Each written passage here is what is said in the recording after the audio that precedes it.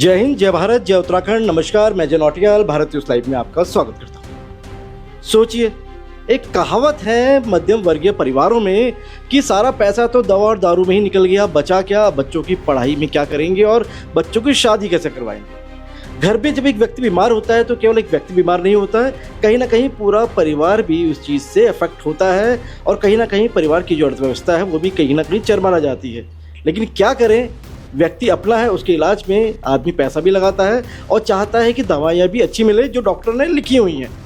लेकिन जब वो केमिस्ट की शॉप में जाएं और सोचिए, असली दवाई के पैसे दे रहा है, वो ब्रांडेड दवाइयों के पैसे दे रहा है, लेकिन बाद में पता चलता है कि वो दवाइयाँ जो उससे खरीदी हैं वो तो सब नकली हैं, वो तो सब कूड़ा था। जी हाँ, बिल्कुल। हमारे साथ बात करने के लिए हैं देहरादून से उत्तराखंड पुलिस के STF नवनीत भुल्लर जी, जिन्होंने एक ऐसे गिरोह का भंडाफोड़ किया है, ऐसा पर्दाफाश किया है जो नकली दवाइयाँ बनाता था, जो टॉप ब्रांडेड कंपनीज थी। आइए सीधा इन्हीं से जान लेते हैं।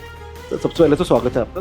थैंक यू सर, ये नकली दवाइयाँ, क्योंकि एक बहुत एक ट्रस्ट का, जो मैंने कहा भी, एक बहुत विश्वास का विषय होता है। डॉक्टर्स दवाइयाँ लिखते हैं और बहुत कॉमन मेडिसिन होती हैं, और अगर सन फार्मा की अगर कोई दवाई लिखी गई है तो वो GSK की दवाई भी नहीं खरीदता कस्टमर। वो कहता है डॉक्टर साहब ने तो सन फार्मा की लिखी है, मैं रेड्डी ग्रुप की भी दवाई नहीं खरीदूंगा। ऐसे में दवाइयाँ ही नकली, तो पूरा मामला क्या है ये? देखिए, इसमें एक इनपुट ये प्राप्त हुआ था STF को कि कुछ नकली दवाइयों का कारोबार चल रहा है, जिस संबंध में इनिशियली एक संतोष नाम के व्यक्ति की अरेस्टिंग हुई थी, जो कि फेक QR कोड जनरेट करता था। और उससे पूछताछ में जब पता चला तो एक राजस्थान कनेक्शन निकला, तो वहाँ से एक अरेस्टिंग हुई जो इस पूरे कार्टेल का किंग पिन है, जो जितने लोग उसको अक्षय के नाम से जानते थे, लेकिन एक्चुअली वो नवीन बंसल है। उसकी अरेस्टिंग हुई। वो पहले भी इसी प्रकार के प्रकरण में जेल भी जा चुका है, और वो यहाँ से एक व्यक्ति से QR कोड बनवाता था, एक दूसरे व्यक्ति से, एक प्रिंटिंग प्रेस से वो मेडिसिन का आउटर बॉक्स लेता था, एक दूसरी सिटी से वो सिल्वर फॉइल्स लेता था, और 2 इंडस्ट्रीज से वो ये स्पूरियस नकली दवाइयाँ जो हैं वो बनवाते थे। जनरली स्टार्च को कैप्सूल्स में भर के ये दे देते थे।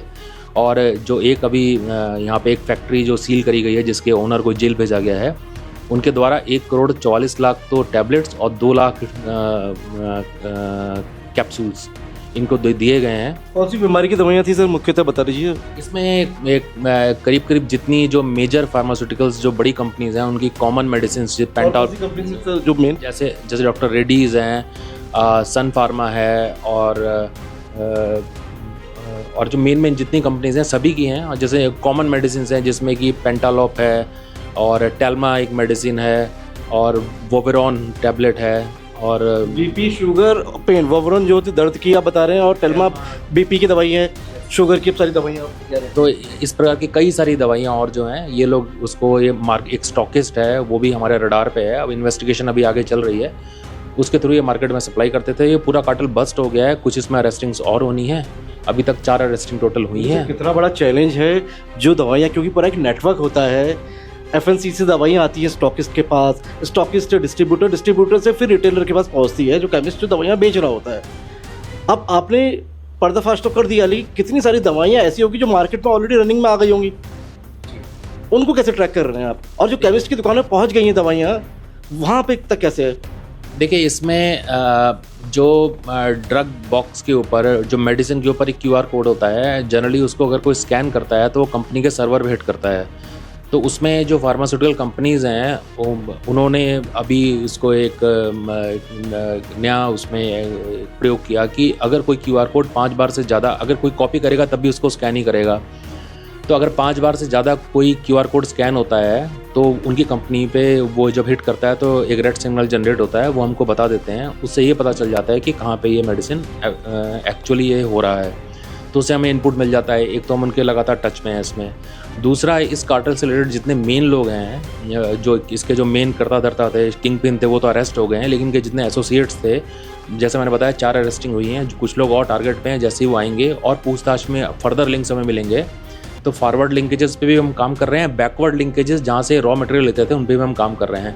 तो करीब करीब पूरा कार्टेल ये बस्ट हो गया है। लागत कितनी होगी दवाइयों की? जो देखिए, जो फार्मास्यूटिकल इंडस्ट्रीज़ में ऐसा बताया जा रहा है कि काफ़ी बड़ी तादाद में जो ये मेडिसिन हैं मार्केट में गई हैं, और लगभग इन्होंने 20 करोड़ के ऊपर की मेडिसिन जो हैं इस ग्रुप ने जो अभी तक की पूछताछ में आया है, अब तक के जो लोग अरेस्ट हुए हैं, तो 20 करोड़ के ऊपर की दवाइयाँ ये मार्केट में सप्लाई कर चुके थे। सर ये तार कब से चल रहा था, नेटवर्क कब से चल रहा था ये जो ये वाला अभी का जो करंट है, इन्होंने ये वाला काम जो इसमें इन्होंने अपनी जो फर्म रजिस्टर कराई थी, एक बिहार के व्यक्ति है उसके नाम पर रजिस्टर कराई थी, उसको पता भी नहीं था इसके बारे में, फेक रजिस्ट्रेशन था, और एक रजिस्ट्रेशन इसने राजस्थान में लिया था, तो ये 2022 का रजिस्ट्रेशन है। तो ये जो फर्म जो ये काम कर रही थी ये 2022 से रजिस्टर्ड थी।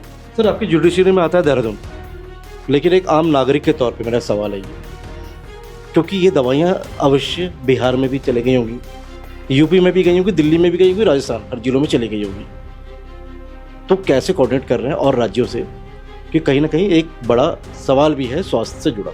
इसमें जो और लॉ इन्फोर्समेंट एजेंसीज़ हैं उन सबसे हमने ये इनपुट शेयर किया है, इसमें जो कार्रवाई हुई है।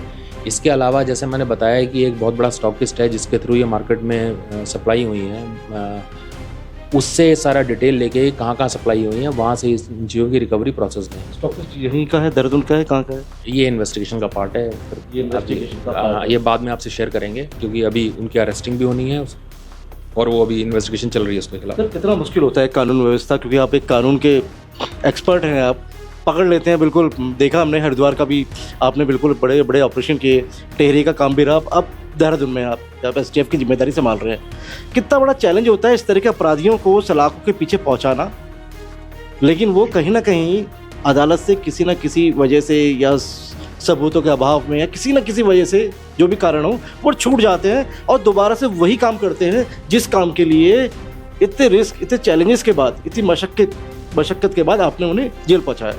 देखिए, लॉ इन्फोर्समेंट एजेंसीज के समक्ष अभी सबसे बड़ा चैलेंज जो है, एक तो एनडीपीएस है जो नशा, और दूसरा साइबर क्राइम जो कि बहुत एक्सपोनेंशियली बहुत तेज़ी से बढ़ रहा है।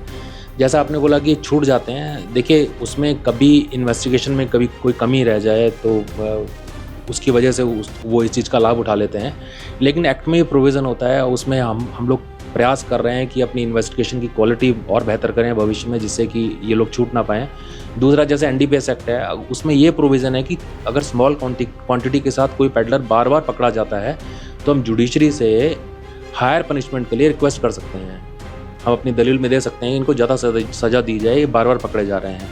और इसमें क्योंकि क्रिमिनल्स जो हैं वो ट्रेडिशनल क्राइम जो है अब काफ़ी कम होता जा रहा है, अब लोग ज़्यादातर इसमें कन्वर्ट हो गए हैं, साइबर क्राइम में या इस टाइप के क्राइम में, तो वो अपने नए नए तरीके ईजाद करते रहते हैं क्राइम के। तो जो लॉ इन्फोर्समेंट एजेंसीज़ हैं वो भी अपनी ट्रेनिंग और अपनी एक्सपर्टीज़ इस एरिया में डेवलप कर रही हैं कि हम ऐसे क्रिमिनल्स के साथ कॉम्बैट कर सकें।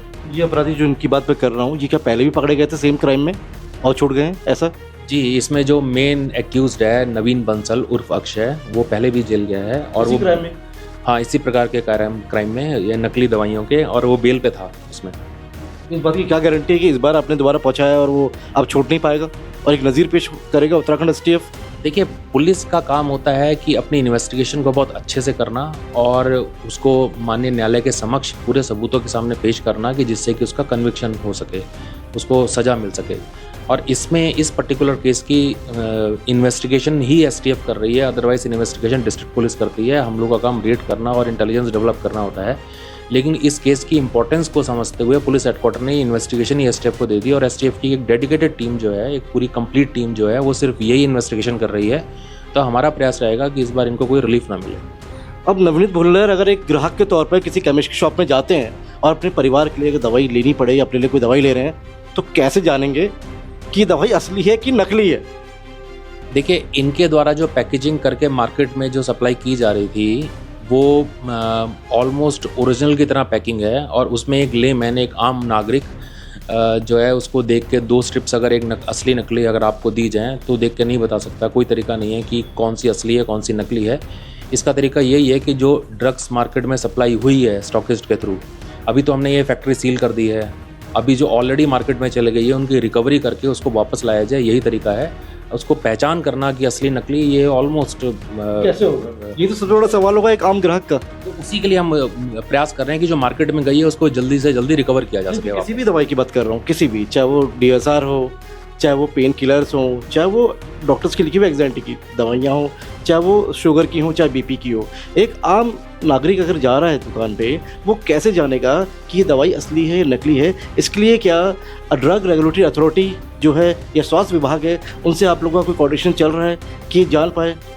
देखिए, अभी ये पुलिस विभाग से संबंधित नहीं है, तो मेरा उत्तर देना इसमें उचित नहीं है, परंतु इसमें स्वास्थ्य विभाग द्वारा जो ड्रग इंस्पेक्टर्स हैं, इनको भी एक निर्देश दिया गया है उत्तराखंड में कि जो केमिस्ट शॉप हैं, उनका ये भौतिक सत्यापन करेंगे, उनका निरीक्षण करेंगे और भविष्य में ये भी है कि ये 100% कंप्लायंस होगा कि हर एक ड्रग स्टोर में कैमरा होगा, DSR होगा, डेली सेल रजिस्टर होगा, शेड्यूल एच ड्रग्स ना बेच सकें वो किसी बिना प्रिस्क्रिप्शन के, या इस प्रकार की ड्रग्स उनके पास है तो नहीं। और दूसरा, इस प्रकार के जो स्टॉकिस्ट हैं उन सबका वेरिफिकेशन कराया जाए कि इस प्रकार की कोई बैक चैनल से कोई गलत ड्रग आके मार्केट में सर्कुलेट ना हो जाए।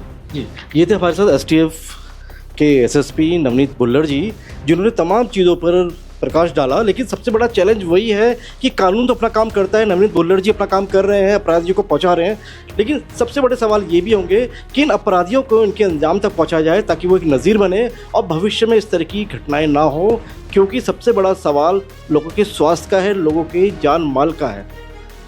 और दवाइयों की असली पहचान कैसे होगी, ये भी सबसे बड़ा विषय है। कहीं ना कहीं स्वास्थ्य विभाग को भी इस तरफ देखना होगा और आम उपभोक्ताओं को जागरूक करना होगा ताकि वो असली और नकली में पहचान कर सकें। मैं भारत न्यूज़ लाइव के लिए कैमरा पर्सन सिमरन के साथ अजय नौटियाल। भारत न्यूज़ लाइव से जुड़ने के लिए इसे लाइक, सब्सक्राइब और बेल आइकन दबाएं।